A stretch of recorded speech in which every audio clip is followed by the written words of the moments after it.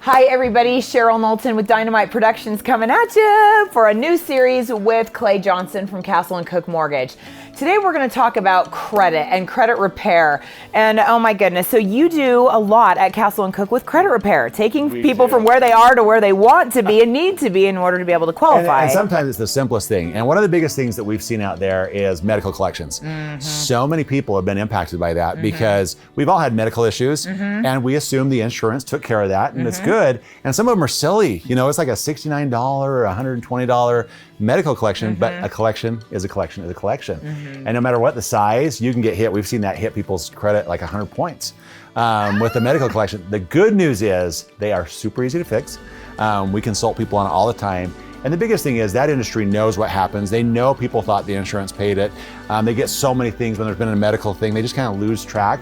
But if you're willing to call up and say, hey, we'll take care of this right now, we just didn't know, and this is having a negative impact on our credit, could we get a deletion letter on this?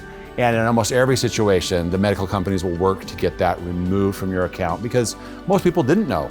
And so when they talk about that, it's something, a quick, easy way of kind of boosting your score back up and getting it where it needs to be.